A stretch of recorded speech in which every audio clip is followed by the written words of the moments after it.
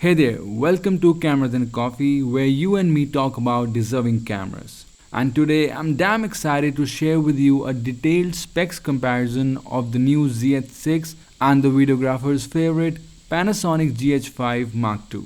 It's a new channel, so if you find this video helpful, do consider subscribing. It helps me when you do that. Cool, let's begin. So the new hybrid camera Panasonic GH6 was finally unveiled on 22nd Feb, 9 months after the release of GH5 Mark II. And it is priced at approximately $2,200, $700 more than the GH5 Mark II. Cool. Now let's start with the image quality specs of the camera. The new GH6 features 25.2 megapixel live MOS sensor versus the 20.3 megapixel sensor on GH5 Mark II. Better the sensor, better is the resolution and dynamic range, which makes the camera deliver highly detailed images. But frankly speaking, 25.2 versus 20.3 is not a very huge difference. However, 25 megapixel is special because this is the first time that we'll see a higher resolution than 20 megapixel on a Micro Four Third camera. And these are the formats in which both the cameras will capture and deliver final images. Moving on, both the cameras have the Venus engine image processor, but according to Panasonic, the new Venus engine in GH6 will deliver approximately twice the processing power than the GH5 Mark II. And together, the new sensor and the powerful processor will allow good continuous shooting. Comparatively, GH6 has a higher frequency continuous shooting, both mechanical and silent. But what steals the show is the 75 frames per second burst shooting on the GH6. Amazing. Speaking of ISO, both the cameras offer the same higher range. But one thing which puts GH6 ahead of GH5 Mark II is its wider expandable ISO range, which goes down to 50. Small change, but it will help. And speaking of shutter speed, as you can see, the new beast has more to offer. Now let's talk about autofocus. Both the cameras houses advanced and latest autofocus, which allows smooth and confident continuous focusing in all the recording modes. However, according to Panasonic, the new one on GH6 is 3 times faster than the one on GH5 Mark II. If we talk about numbers, where GH5 Mark II has 225 autofocus points, GH6 on the other hand is blessed with 314 autofocus points, which will make the autofocus perform better. And during nighttime photography or in low light situations where light is not in our favor, both the brothers will focus down to light level of -4 eV.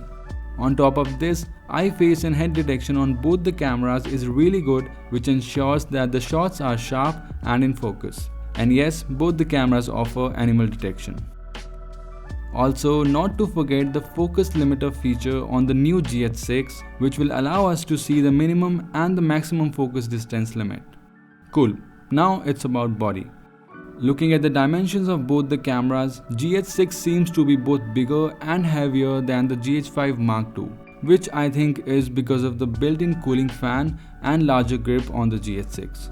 Good for creators, both the cameras have articulating touchscreen, which is really helpful when taking a high angle or low angle shot, and obviously when you're vlogging. But the one on GH6 can also be tilted outward like the one on Fuji and Sony cameras, which prevents HDMI and USB cable to collide with the screen.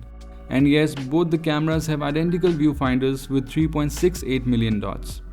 And both the cameras don't have an inbuilt flash, which is okay because external flash is always a better option. One really good thing about GH6 is that it allows the high-speed CF Express Type B card to rest inside the camera and deliver faster writing speed and better buffer capabilities. Wow! Talking about battery life, both the cameras have internally chargeable 2200 mAh batteries. However, it looks like the GH5 Mark II has better battery capacity on papers, both in case of stills as well as video. But we all know that in real life it varies a lot and totally depends on the way we use it. Next up is weather sealing. So both the cameras are not really weather sealed, although the camera features dust and water resistant construction, but this cannot completely prevent dust or water droplets from entering the cameras. Now, before we look at the video specs, let's have a quick look at the ports on both the cameras.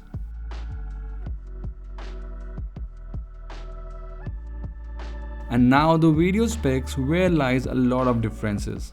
On one hand, where GH5 Mark II offers anamorphic 6K up to 30p, the new GH6 offers anamorphic 5.8K up to 30p and 5.7K up to 60p. Talking about 4K, the new GH6 wins the battle as it offers Cinema 4K and UHD 4K up to 120 frames without any recording limit. And look at these great numbers in case of Full HD recording, 300p on GH6, wow. And just like the internal recording, both the cameras have amazing features in case of external recording as well. Talking about logs, the new GH6 is equipped with V-Log versus the V-Log L on 9 months old GH5 Mark II. And not to forget, thanks to its great processing power, the GH6 allows us to internally record ProRes 422HQ and ProRes 422 codec videos in 5.7K up to 30p. And lastly, GH5 Mark II can be directly used for Full HD live streaming on YouTube or Facebook up to 60p. And on the other hand, Panasonic hasn't specified about the resolution of live streaming on GH6, but I'll surely update you in the description below as soon as I get to know about it.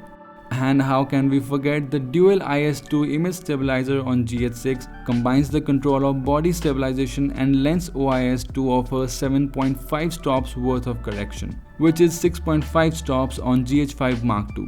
So yeah, GH6 will deliver better stabilized shots. This is it guys. If you still have any questions, feel free to ask. I'll love to answer them.